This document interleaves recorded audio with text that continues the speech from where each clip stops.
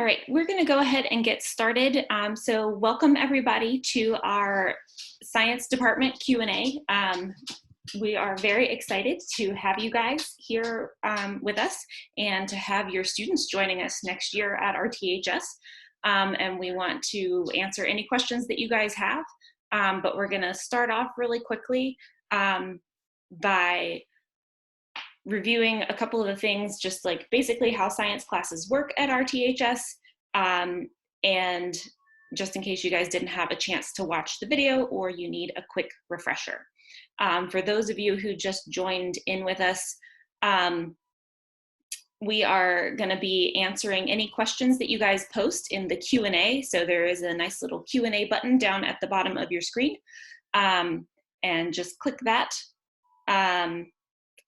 And we will get to that question in just a little bit. So I'm going to start off by sharing my screen here. So STEM at RTHS, these are our core science courses. So we go through a sequence. And in 9th grade, most of our students take biology. In 10th grade, most students take chemistry. In 11th grade, they take environmental science. And in 12th grade, they take physics. Starting in 10th grade, we also have a lot of science electives that are open for students to choose from and take. In the science department, we focus a lot on developing problem solving and critical thinking skills using an iterative process. So we want students to build that resilience over time and learn to solve problems as they go. And we're going to turn it over to Ms. Cho to discuss our biology options. Yes, so typically as 9th graders, they start with biology, and we have a few options for biology. The first of which is just our standard biology course, where we study lots of things, especially that revolve around what's required for the balance of life. And then so in biology, students can opt to receive honors credit by doing an honors project and completing extra challenge focus area assessments. So honors biology isn't a separate class, but it's a plan that students can opt to take or participate in within their biology course. And then we also have a separate course that is a little faster paced than the regular biology course we offer, and that is investigative biology. The main difference between biology and investigative biology is that students are tasked with more lab inquiry. And so this year we did a plant inquiry that lasted about 3 months throughout the year. But there is a separate application required for that, which is due May 22nd. If you would like the application, you can contact the email that you see on the slide. But in iBio, iBio does not guarantee honors credit. Students would opt to take or opt to do the things required for honors biology within the iBio course. It's just a separate course. Yeah.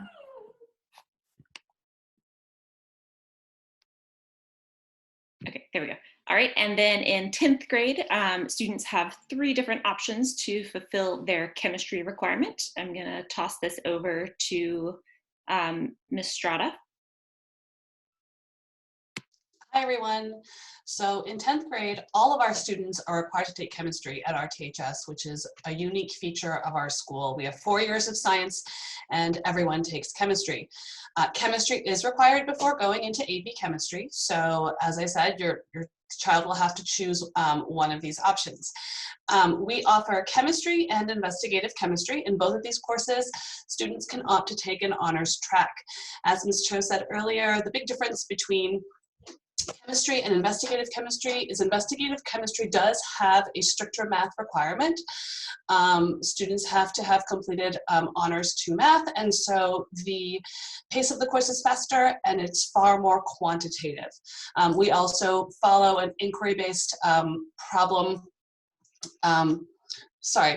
project-based learning model in both chemistry and in honors chemistry. So students get exposed to really authentic project work. We have some really cool things that we did this year. We do a forensics experiment right at the beginning of the year where students are giving the soil sample and they have to figure out what's in it and analyze it, and they take the results and they actually bring them to their English class. We do it as a co-curricular project, and it becomes part of a lawsuit that they're looking at. So it's pretty cool.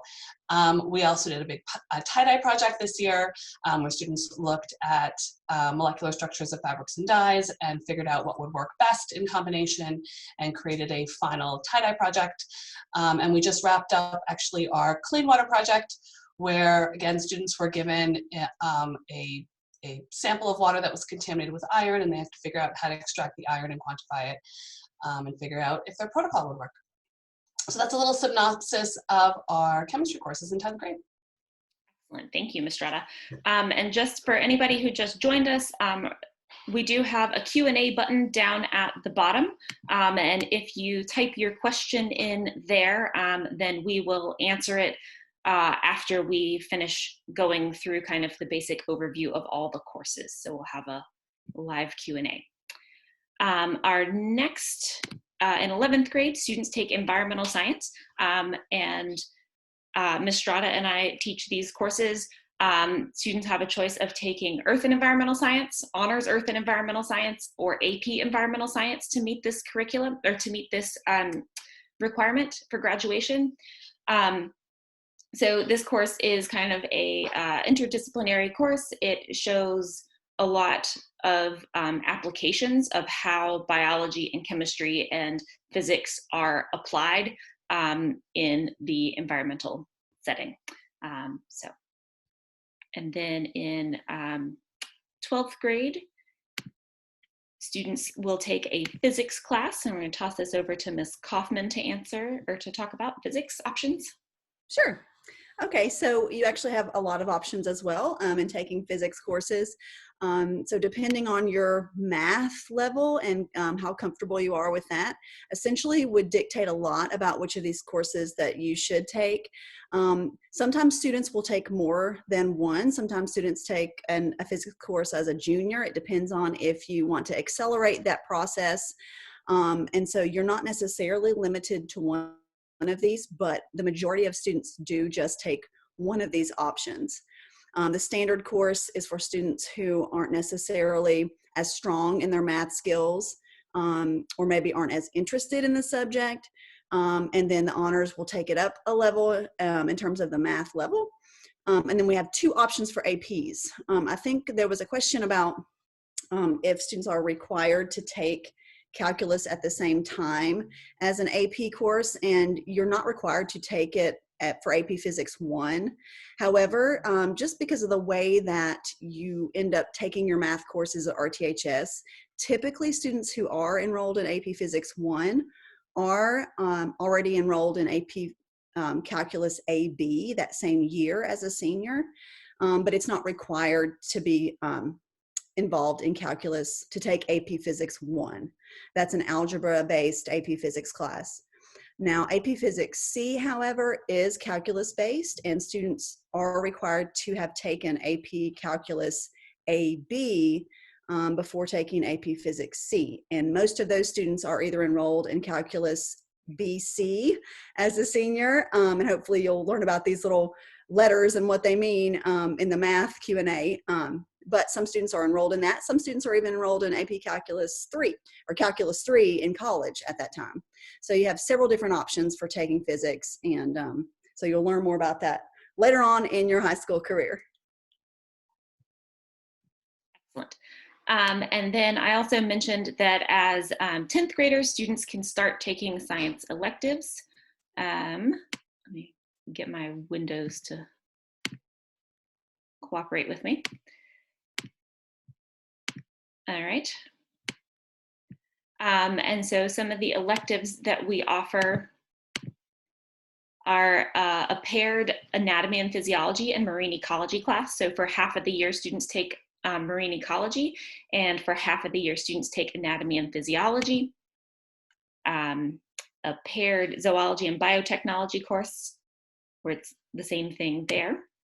We have a year-long forensics course, a year-long astronomy course, AP biology, which is an option for students to take after they have successfully completed both chemistry and biology, AP chemistry, advanced research, which is an independent research course, engineering computing systems, AP computer science, engineering disasters, and then of course all of our students are required to take PE, physical education. All right, so we'll go ahead and start. And just to reiterate, Ms. Howington, Yeah. for those of you who would be sure that you watch the videos that are linked the document that got you here, and that way you can listen to a little bit more detail involving the electives and the core science courses. Thank you. All right, so our first question was already answered, was about co-enrollment with AP Physics and Calculus. All right, our next question is,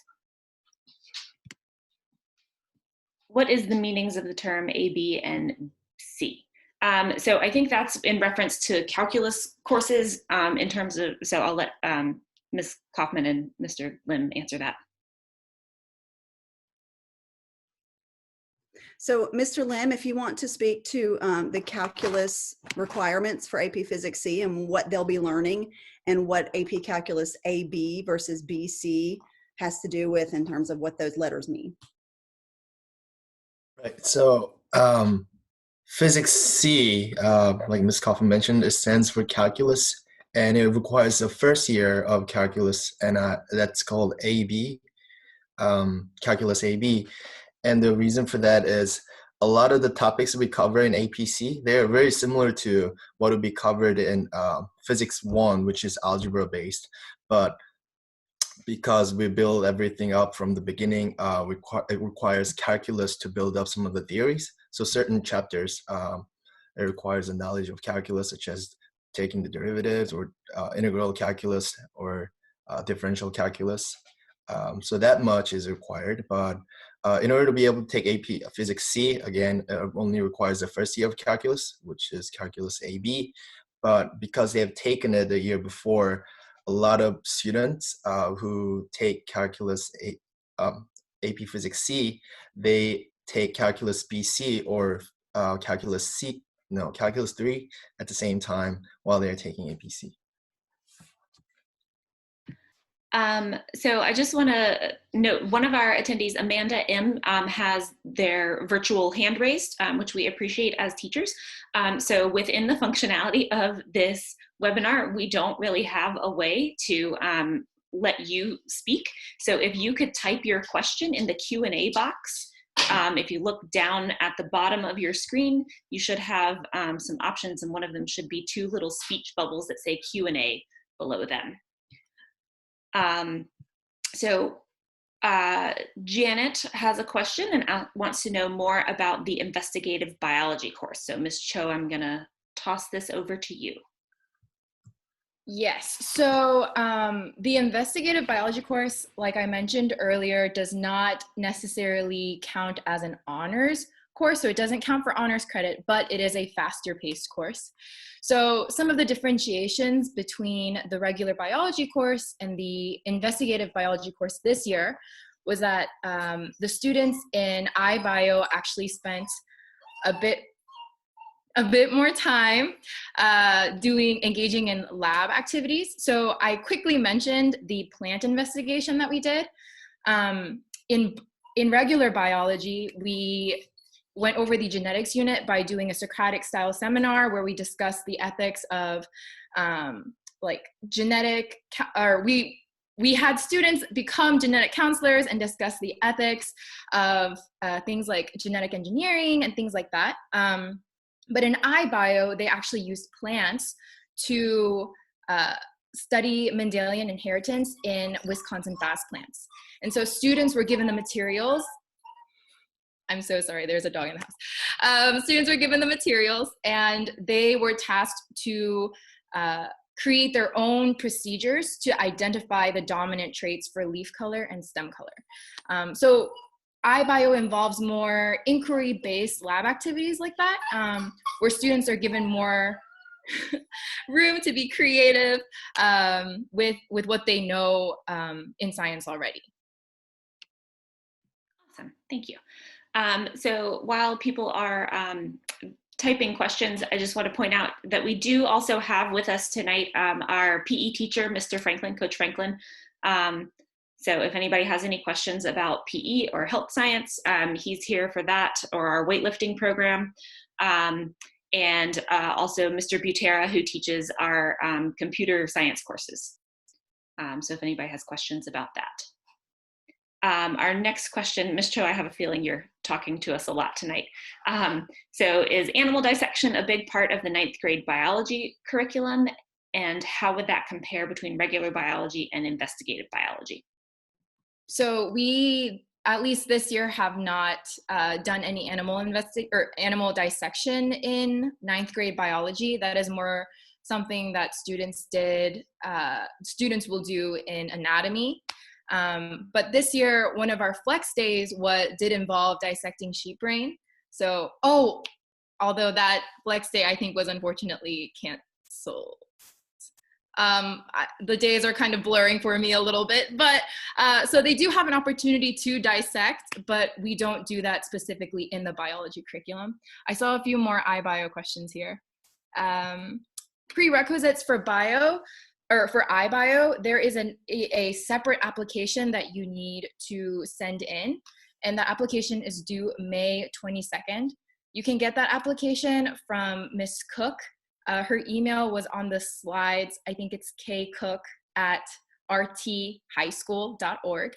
So you can send an email and get the application and apply for iBio separately by May 22nd. Yes, it is right on the slides there. And then let me just skim through for more iBio questions. So another question that I see is, just to confirm, is it possible at all to earn honors credit in iBio? And it absolutely is.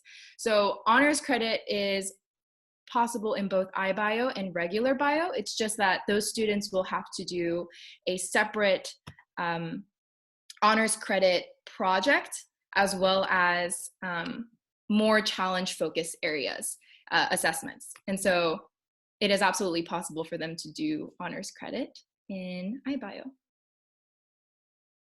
I think that is all, those are all the iBio questions I see. Okay, cool. So our next question is, RTHS on a traditional school calendar, or do we have a modified school calendar? I'm gonna hand this over to Ms. Kaufman, I guess, because she has some experience with our calendar committee. But generally we operate on a traditional school calendar. We have students take 50-minute classes every single day, and then on Friday we have 35-minute classes, and they take all 7 classes all year long. But if Ms. Kaufman, if you have anything else. That is correct, and that's going to stay the same for this school year, ideally. There are a lot of built-in calendar days where we will do what's called an IPLT day, where students who need additional help or would like additional help will come to the school on those days. And students who are on track or are not requested to come in that day will essentially do a digital learning day from their home, and will be sent assignments by each respecting teacher, and they'll get used to that very quickly. We do have those built into the calendar already, and I believe that calendar is already accessible on the website. So you can access the 2021 calendar on our website, and that will show holidays, digital learning days, IPLT days, and all those kind of different things that maybe you're not used to from the school that you're currently attending. And so in a sense, it is a very traditional calendar, but we also do those integrated days where it's different than what you're probably used to. So I would say check that out, and then reach out to someone if you have additional questions about the calendar. All right, thank you. What support structures do we have in place for subjects that are beyond the strengths or the knowledge of parents? Panelists, any volunteers to talk about office hours, tutoring, that sort of thing? Sure, Ms. Strada, go for it. So what we hope that your children will find is that RTHS is a really responsive school. So we have a lot of things in place to support our students. All of us do office hours on a regular basis.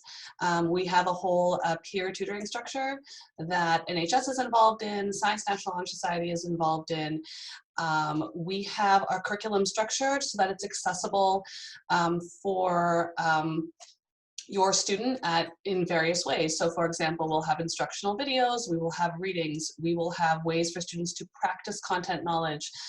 In the classroom, we will scaffold our projects and the work that we do in the classroom so that everybody has a chance to try to understand the material. Certainly in sophomore year in chemistry, chemistry is probably the hardest sophomore course in our school, as Ms. Frame will attest to. And so we spend a lot of time working with our students. I have a regular crew that would meet with me during seminar and sit down and work problems and go over work. I know Ms. Frame and I both had heavily frequented office hours. We also communicate with our students and our parents via email, via GChat. So we're very available, and we like to keep the lines of communication open between ourselves and our students and ourselves and our parents. And that's an important partnership as well. Awesome, thank you so Add much. to that, if you weren't already aware, every student has a built-in seminar class in their schedule, which is sort of like a study hall time. And so if there are science teachers available during that time, we are always willing to help students during that time if they have questions about, related material. Excellent. All right, I'm gonna jump to our PE question that we have on the list. So Mr. Franklin, are PE classes separated by gender? Are the students required to dress out for that? Thank you, Ms. Allington. So the way PE is set up, I am the only health and PE teacher at the school. And with that, I teach actually every student in the building before they graduate. So because of the high number of students that we have and that I teach, it is not separated by gender. It's all one class. And students are not required to dress out. When we do our physical education activities, I do suggest comfortable clothing, but that is at the student's discretion. Awesome, thank you. And they do all sorts of fun things in PE, like they have a badminton unit. I substituted for Mr. Franklin once this past year, and I got to learn a little bit about badminton and some other fun sports. All right, is there any pre-work that will be provided before the school year starts? I'm assuming that this is for incoming 9th graders. So Ms. Cho, I'll let you answer that. There is no pre-work that I know of yet for 9th graders. We come in and we try to ease them through the process. So as far as I know of, currently we have no pre-work assigned for 9th graders. Some of the more advanced classes in 11th grade and 10th grade might have some summer work. I know for AP Environmental Science, I assign a summer assignment for people who want to take that class. But it doesn't tend to be too cumbersome.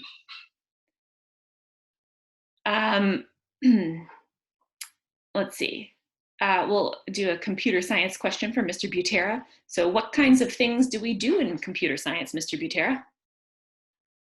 Sure. So we've got 2 coding courses at the school. They're both electives, not required for any student. The non-AP course, Engineering Computing Systems, looks at a few different coding languages. We design video games in Scratch. We write Python code with Raspberry Pis and make circuits blink and buzzers buzz and motors run and things like that. That course wraps up with digital music creation in a language called Sonic Pi. The AP course, AP Computer Science, is a little more narrowly focused. It's just Java.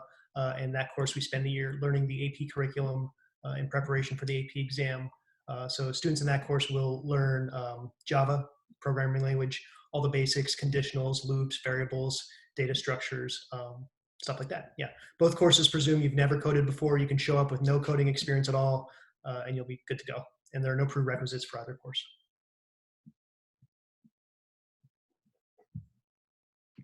Awesome, thank you so much. All right. So do students with no prior knowledge of high school physics usually perform well in AP Physics 1, or do they struggle a bit? Ms. Kaufman, do you want to answer that?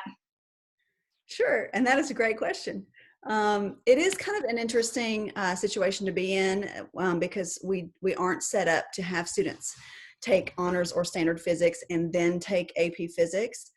So that's why we require a teacher recommendation for AP Physics 1 from both their current science teacher as well as their current math teacher.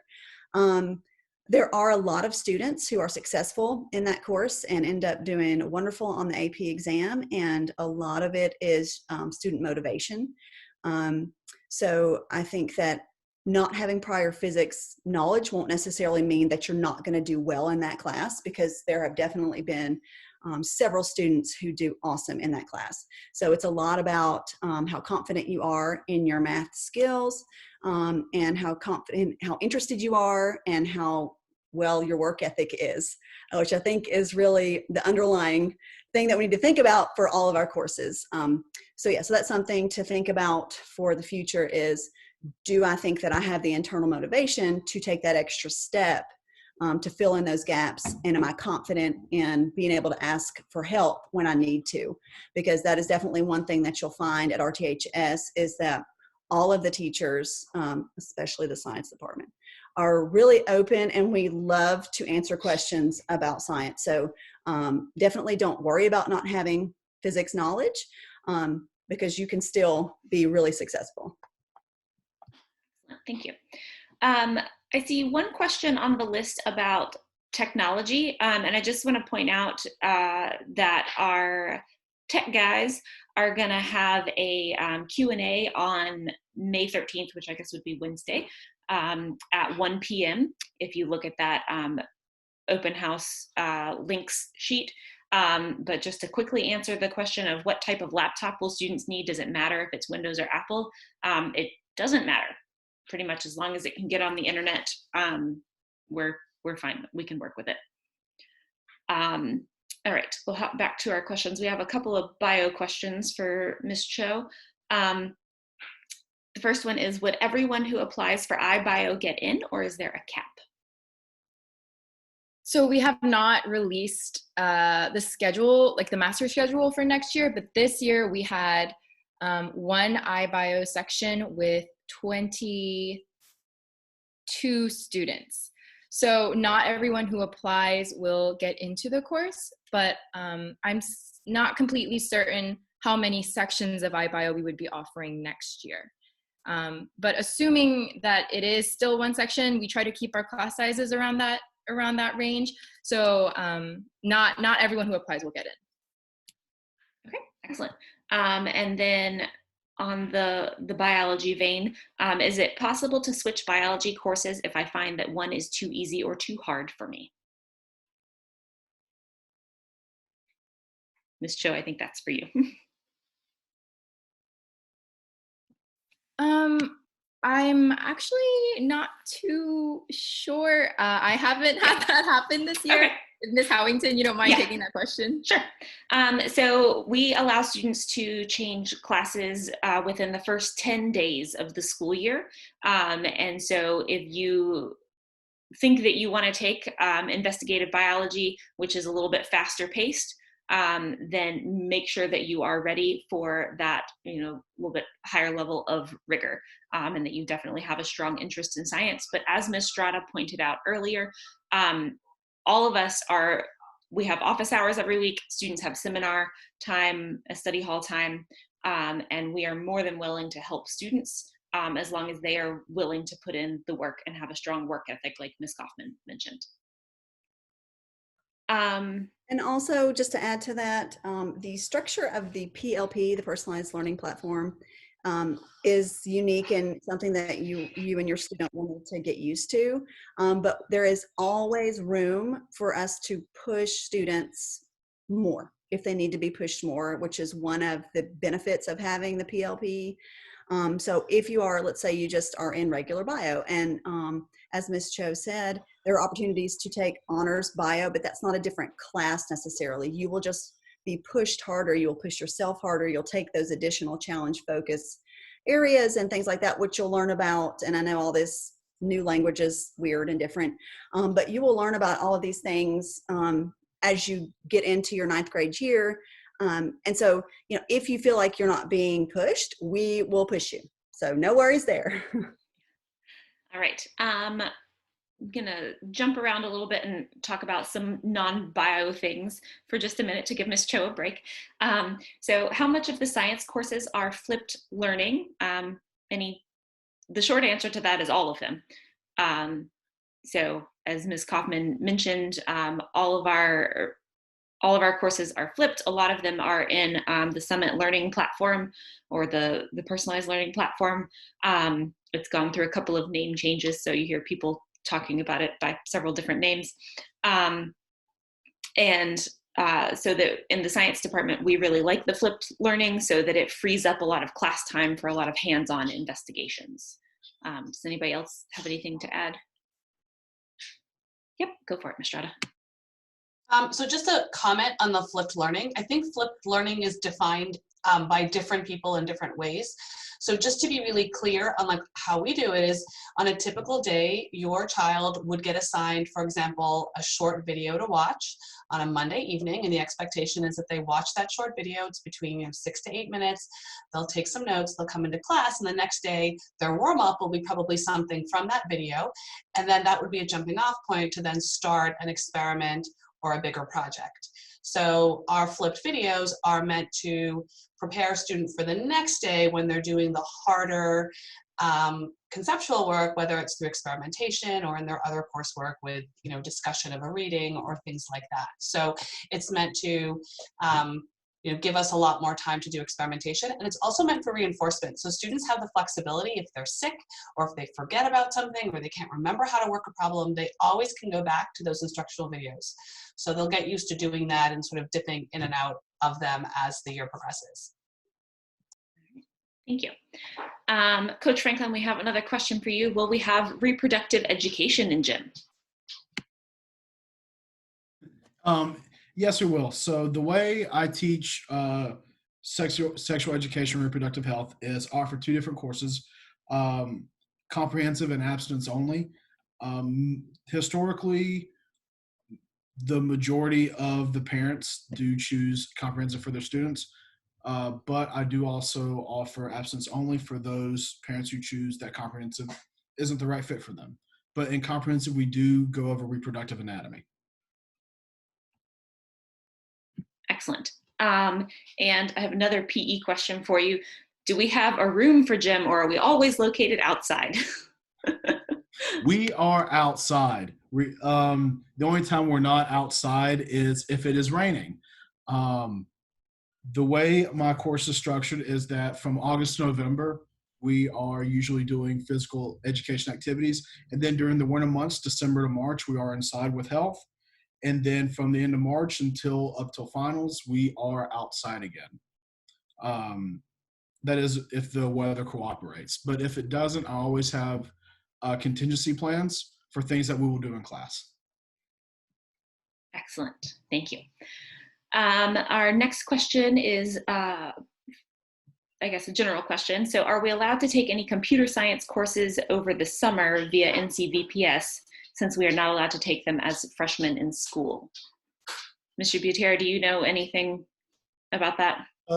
Not specific about transfer credit for a computer science course, but certainly we have lots of students who take courses at the virtual public school, and those credits do transfer. That's not one that I've seen a student take before. I think it's more common for students to take various advanced classes like calculus and things like that. That question specifically, go ahead. I was going to say that might be a question for the counselors, which their Q&A was today. My advice to that question specifically would be probably against taking the computer science course virtually as a freshman. Our freshmen have already full schedules and lots to do, and an AP course might not be an appropriate thing on a ninth grader's schedule. Also, we don't have 4 years of coding courses to offer, and so there's maybe not a rush to take the first one your freshman year. Okay, excellent, thank you. Let's see, we have we have a general science question. So my daughter is homeschooled and completed biology honors already. Can she take chemistry honors in ninth grade? Ms. Strata, do you want to answer that? You want to unmute? Yeah, okay. Sure. Yes, I'll unmute. That's helpful. Yes, so we do occasionally have freshmen coming in that have completed honors bio, and then they can choose to take chemistry. If your child is a keen science person and really interested in science, they can opt to apply for ICHEM, and that would be something to discuss with Ms. Cook, the counselor, and then she would release the application to you should that be the path that you want to choose. But both chem and ICHEM are options for sophomores. And for anyone who has already taken biology and has a strong interest in science and strong math skills. All right. So this is for Ms. Cho. Will group activities or group projects be common in iBio or in biology in general? Yes, we do group projects all the time. Even from day to day, we try to implement a lot of group discussions. So students are actually seated at tables where they can talk to 3-4 other table group members. And so we definitely push a lot of group work in both bio and iBio. Excellent.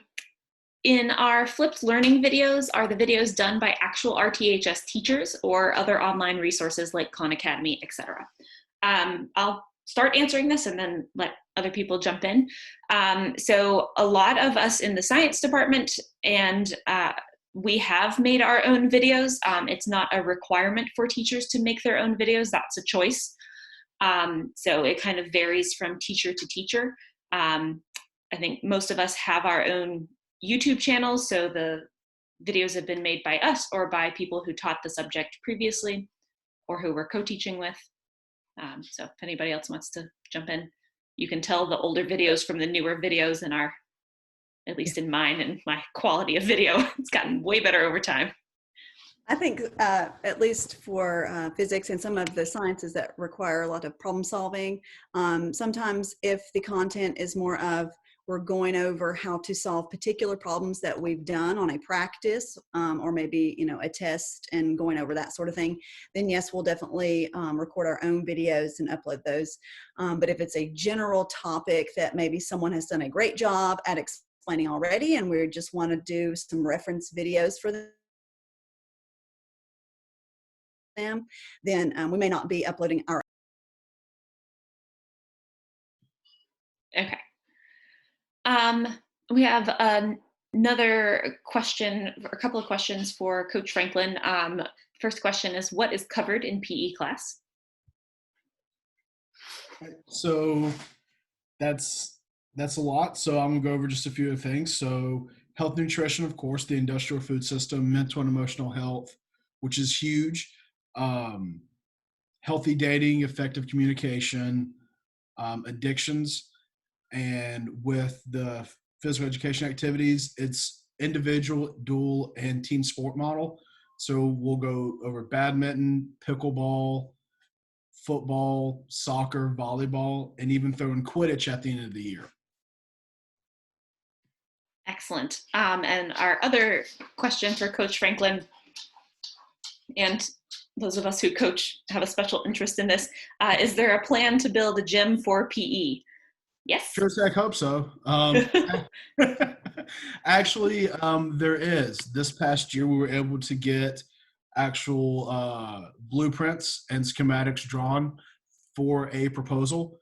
It's just the process of having the money to do it, but it is something that is very tangible, and hopefully it does happen soon. I also have a vested interest in this as I coach our volleyball team, and I would really like to not travel so much. All right. So I like this question about if schools stay closed in the fall and we stay online, will there be a plan to incorporate lab experience into the online curriculum, specifically in iBio? I know that's something that we have all been talking about as a department. Ms. Strada and I have been talking about how to do it in environmental science. Ms. Cho, do you want to talk about your plans for biology and incorporating lab experience if students are still doing remote learning in the fall? Yes. So Miss Howington was just talking about gizmos, I'm pretty sure is what she was referencing to. And so that is a tool that would allow us to implement a few more labs if we do remain virtual into the fall. And so that is something to look forward to. In terms of at-home labs, we haven't discussed anything for iBio just yet. But we will try to find, even if it is a simulation of some sort for iBio students to get used to lab experience. Yeah. So Ms. Strada and Ms. Frame have done a lot of this with chemistry, so I'll let them talk about their kitchen chemistry.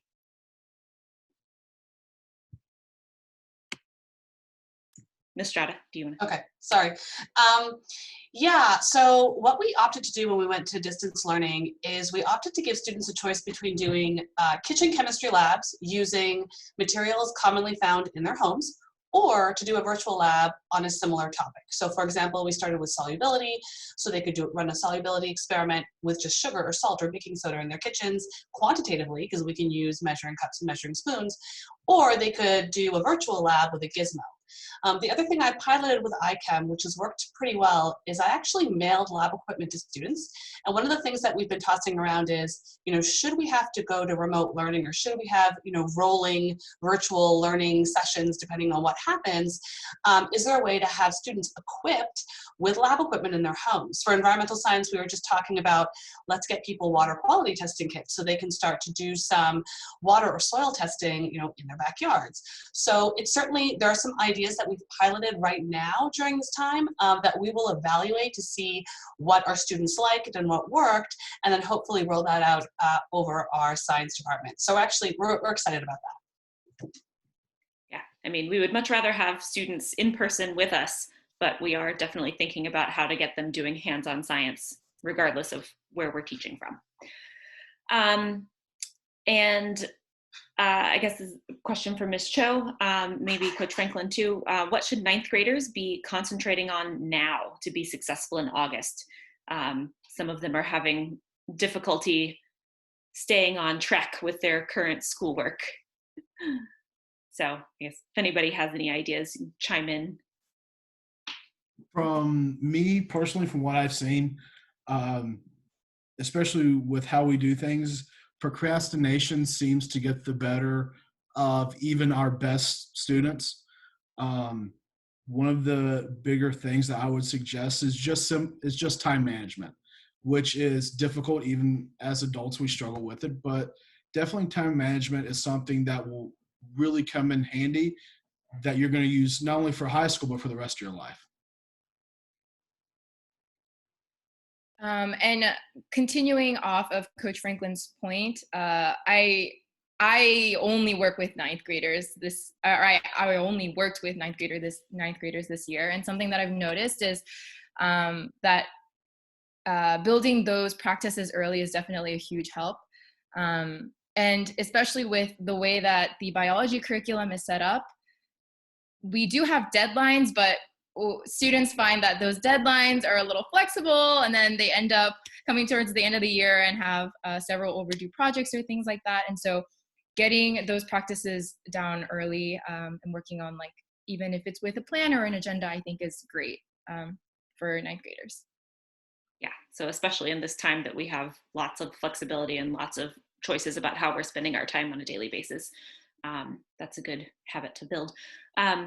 I would also say that maybe just doing anything that keeps students thinking, and so like reading books about topics in science that are interesting to them, or getting outside and making observations about the natural world around them and how things are functioning.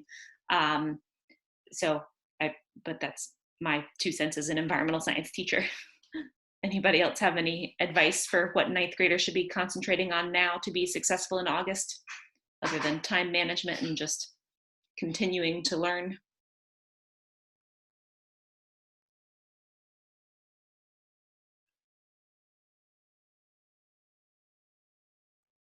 Okay. Our last question that we have up right now is, will we do pseudoscience?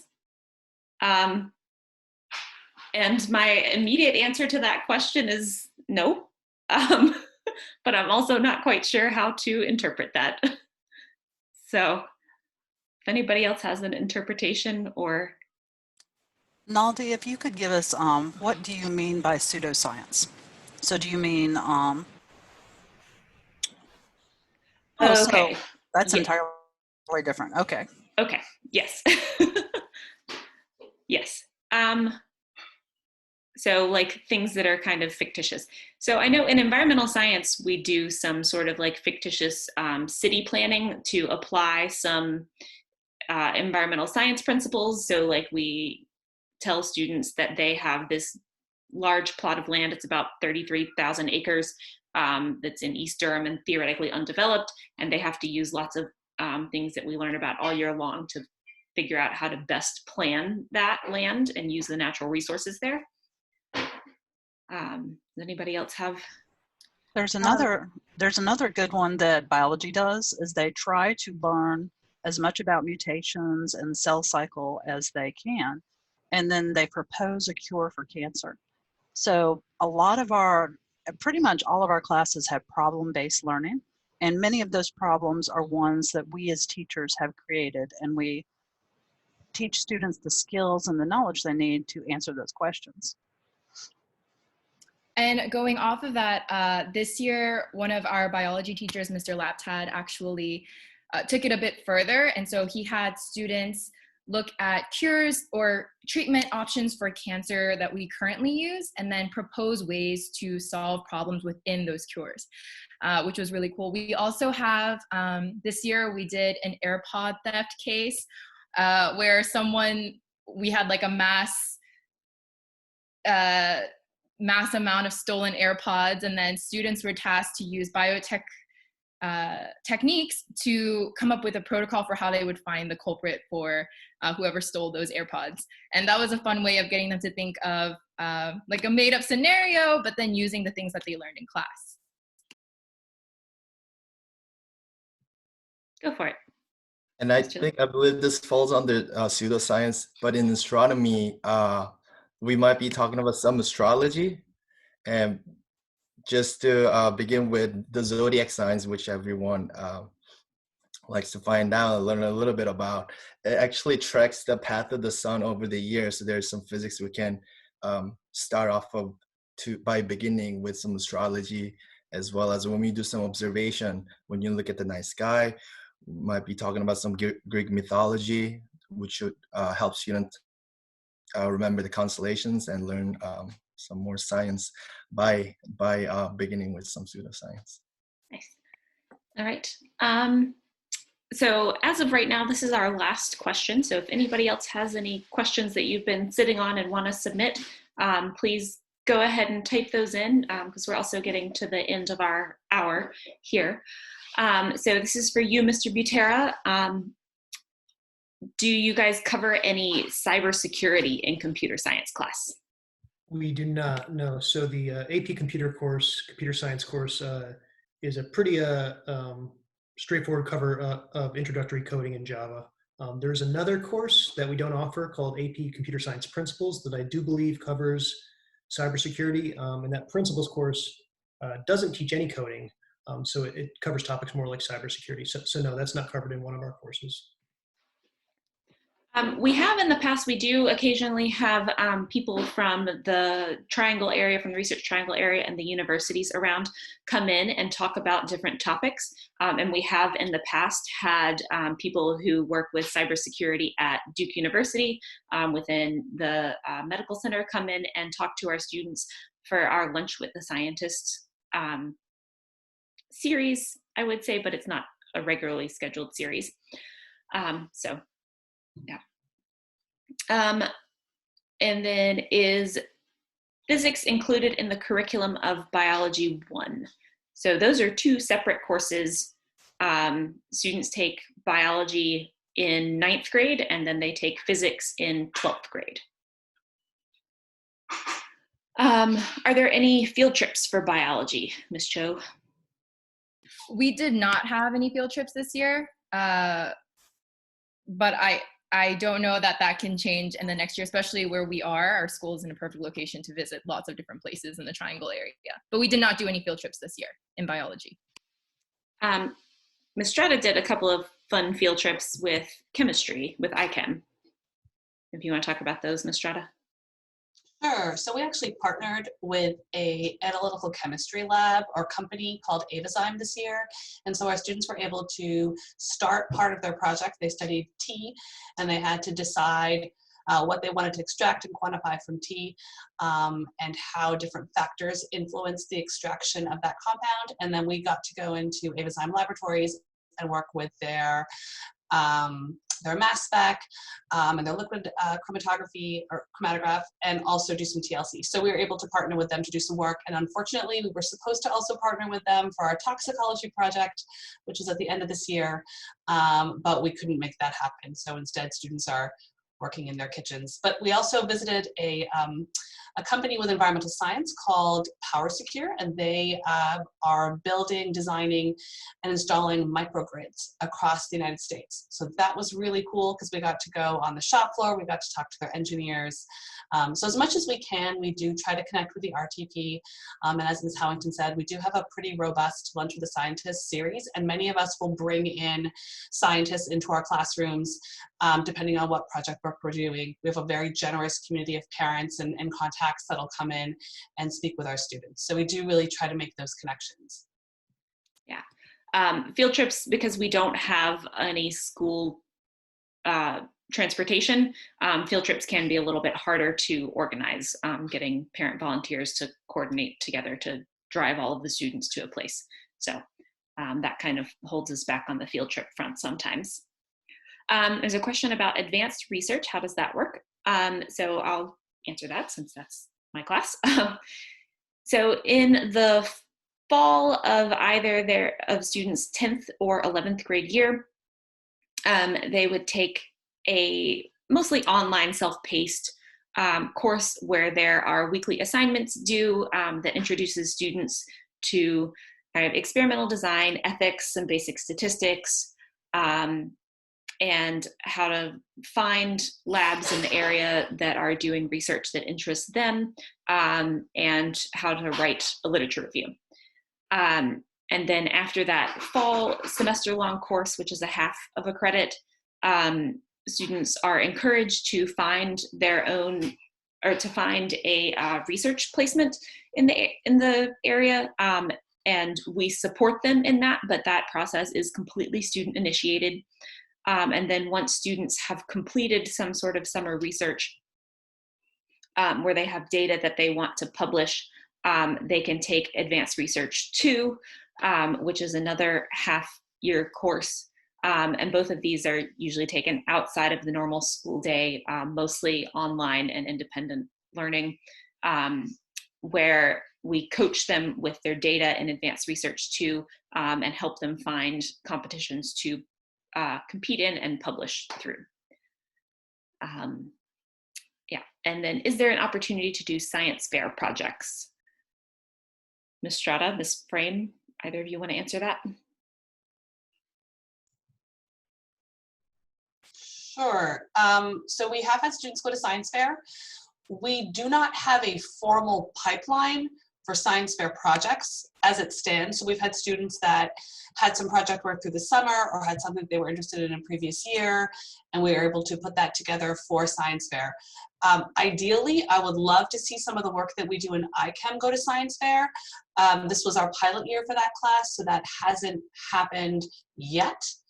Depending on how things go next year, hopefully we'll see more of that. But we certainly have a structure in place to have a faculty coach for students who are interested in pursuing a science fair project. But do note that it is, work that has to happen outside of their normal, courses.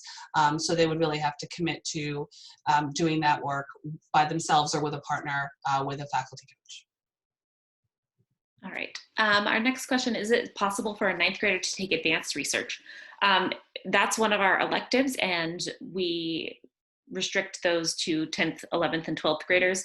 Also with a lot of research labs in the area, for them to accept students to come and work in their labs, the students have to be 16 by the time that they go and work in those labs. So that's our ninth graders are typically not old enough to do that. And then we have a question about honor science classes separate from non-honor science classes, or is it similar to the math coursework? Ms. Cho, Ms. Frame, either of you want to take that question? Sure, I'll take it. I was just typing the answer, actually. Yeah. Okay. So for 9th and 10th graders, you will be in the same classes for honors and standard. Students have the opportunity to take more advanced and more in-depth work and assessments if they would like honors credit. And the honors credit options build their skills for taking AP courses. So if students are interested in taking AP courses, they should definitely opt in for honors credit in biology and chemistry. In 11th and 12th grade, there are separate courses because by then you've kind of demonstrated a track record, and you have to be recommended by your 10th grade teacher for 11th grade honors classes and AP classes, and you have to be recommended by your 11th grade teacher for 12th grade honors and AP classes. Awesome, thank you. And then we have a question about what are the different science electives? So I guess we'll just go around and everybody want to say what electives they teach.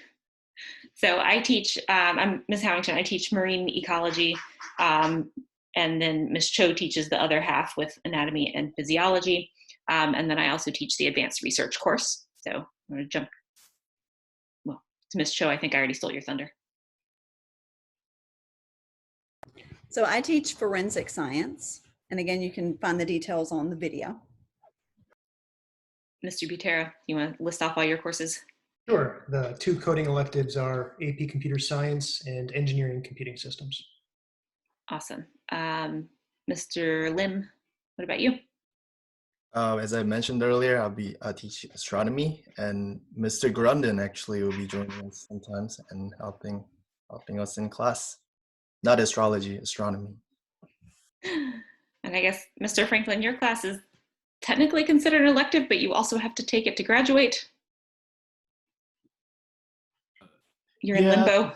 It says it's an elective, but it is required by the state that you have to have 1 credit of PE to graduate. All right, and Ms. Frame? Hello, I teach Zoology and Biotechnology electives. They're like 2 semesters of a year-long course. And I guess I'll go ahead and take the last question while I'm talking. Will you be with students from other grades? Sometimes. In your math courses in particular, they're going to be mixed depending on your math ability. In science courses, like someone asked earlier, some 8th graders have already taken biology. So those 8th graders may just come right into chemistry class. Some are coming to the school as 10th graders and they've already taken environmental science. So as 10th graders, they'll be in biology because they've already taken environmental science. So it'll be more mixed in most of your other classes. It'll be less mixed in your science courses and your social studies courses. Awesome. And All right. my class specifically. Except for the science electives, which are 10th, 11th, and 12th altogether. Coach Franklin, what were you saying? In my classes specifically, I'm going to have a higher number of juniors and sophomores this year because that's just the school population. But my classes are usually freshman, sophomore for the most part. Okay. And then there was another question earlier that I saw. Ms. Frame probably already typed an answer for it, but it was about whether or not this is being recorded, and it is being recorded. We will upload it to YouTube and then replace the link on the Q&A session flyer with the link to the video. All right, so it is 7:30. So thank you guys so much for for joining us tonight. And I think we can all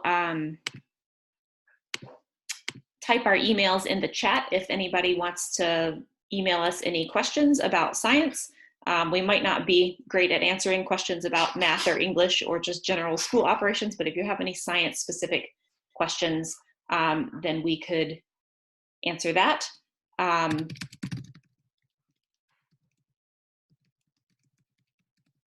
And then you can also find all of our, I think you can find our contact information on the school website. And I got a message from Ms. Strada that told me to talk about the RTHS Science Journal.